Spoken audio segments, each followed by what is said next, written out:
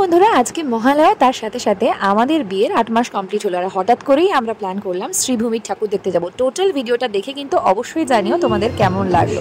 আমরা কিন্তু অনেক মজা করে গেছি আর অনেক ব্যাক স্টোরি তোমরা দেখতে পাবে এই ভিডিওটা দরুন। দেখতে থাকো বন্ধুরা। আজকে মহালয়া, তো আজকে বিকেলবেলাতে আমার বর বলছিল একটা জায়গায় ঠাকুর দেখতে যাবে, বাট আমি বললাম যে একদমই ঠাকুর দেখতে যেতে হবে না, বিকজ এখন ওর হাতে পায়ের ব্যথা একদমই শুকোয়নি আর প্রচুর ভিড় হয়ে গেছে কলকাতার দিকে। তো যাই হোক, দেখা যাক কীভাবে ডেটটা সেলিব্রেট করা যায়। প্রথমে ভাবছিলাম যে আজকে শাড়ি পরবো, তারপরে আমার আর এনার্জিতে কুলালো না। তো লেটস সি আজকে দিনটা কীভাবে স্পেন্ড করা যায়। আজকে 2 অক্টোবর আর আজকে আমাদের বিয়ের 7 মান্থস কমপ্লিট হলো। 6 মান্থসের সময় তো তোমরা দেখেইছিলে, আমরা একটা 5 স্টার হোটেলে আমি সেলিব্রেট করেছিলাম।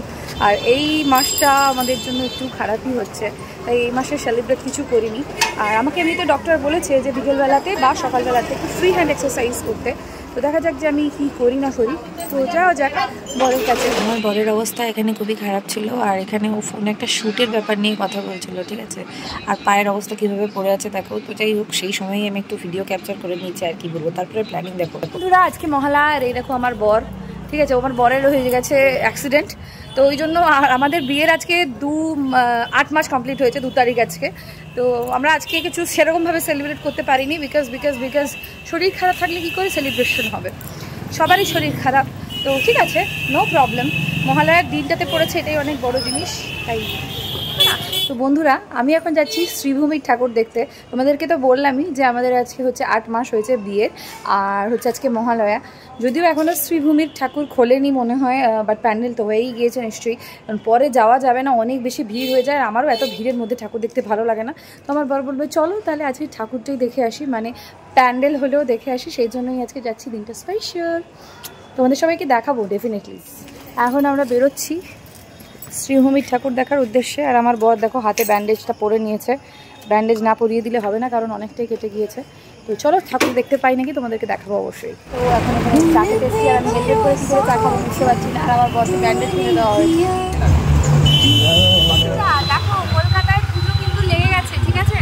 তোমরা কিন্তু দেখতেই পাচ্ছ, দেখো অলরেডি কত লাইন দেখতে পাচ্ছি। মানে ভিডিওতে অত সুন্দরভাবে লাইন আসে না, কিন্তু দেখো কত সুন্দর কলকাতার একদম দেখে দিচ্ছ, কত সুন্দর ঠাকুরের জন্য লাইটিং। আজকে মহালয়া, এখন থেকে লাইটিং দেখতে শুরু হয়ে গেছে। তো দেখো কত সুন্দর লাগছে, যদিও এখান থেকে দেখা যাচ্ছে না, বাট দেখো কত সুন্দর। এখানে একটা বিগ ক্লকস রয়েছে, পুরো লন্ডনওয়ালি ফিলিংস, সব জায়গাটা সুন্দর। লাইটিং দেখো, লাইটিং। Sreebhumi sporting club. না না না, আমার হ্যান্ডসাম বয়ফ্রেন্ড না, বর। শ্রীভূমি স্পোর্টিং ক্লাব, ঠিক আছে। দেখছো আজকে মহালয়া, তাতেই মানুষের ভিড় দেখো, দেখছো। শ্রীভূমি স্পোর্টিং ক্লাব, এটা গেট, ঠিক আছে, এটা জাস্ট গেট। লাইভ দেখছো তারা দেখতে পাবে, ঠিক আছে, কত দূরের রাস্তা। তোমরা তো ছোট একটুখানি 4 মিনিটের ভিডিও দেখতে পাও হয়তো, বাট পিছনে যে 4 ঘন্টার ব্যাক স্টোরি থাকে সেটা কেউ বুঝতে পারে না, এটাই হচ্ছে কথা। একদিন দেখো কত ভিড় বন্ধুরা, কত ভিড়, ওরে বাপরে বাপ। সামনে দেখাচ্ছি তোমাদেরকে, চলো। দিন দেখো শ্রীভূমি স্পোর্টিং ক্লাবের ভিড়, Sreebhumi sporting club. Oh my god.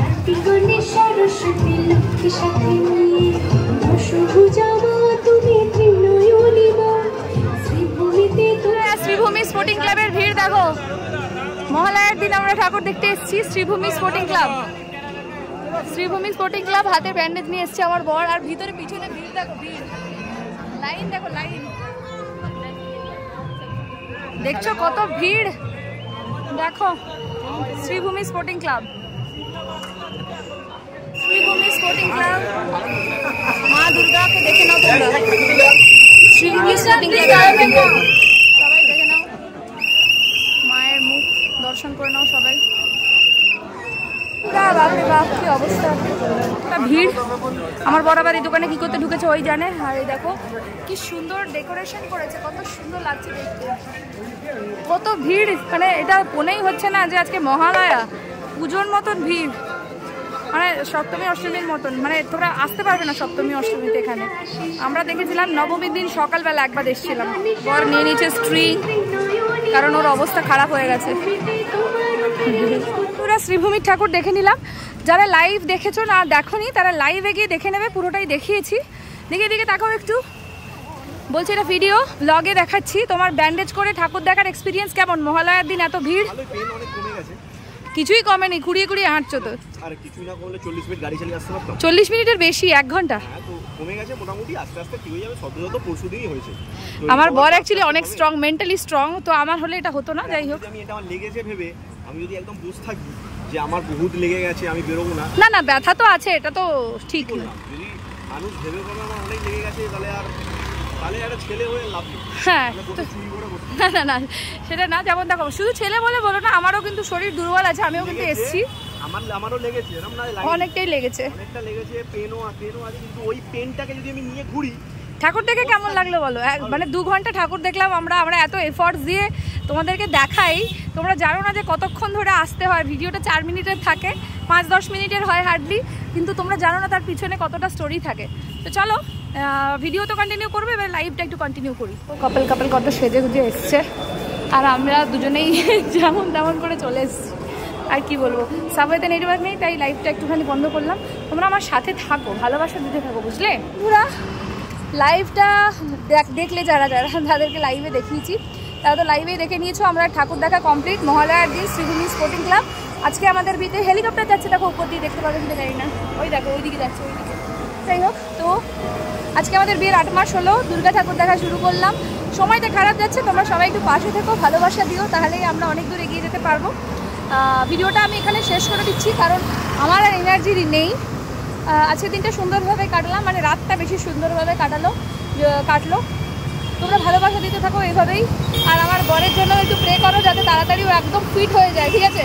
সুন্দর করে সেজে গুজে আমরা ঠাকুর দেখতে আসবো। তারপর যদিও এই গরমে সাজা গোজার ইন্টারেস্ট আর আসছে না, এইভাবেই আমরা ঠাকুর দেখে কাটিয়ে দিতে পারবো। ড্রেসগুলো বেঁচে গেলে পরে কোনো অনুষ্ঠানে পড়তে পারবো। ভিডিওটা এখানে শেষ করছি, ভালো লাগলে লাইক কমেন্ট শেয়ার করে দিও, ফলো করে পাশে থাকো। তোমাদের সবাইকে অনেক অনেক ভালোবাসা, লাভ ইউ।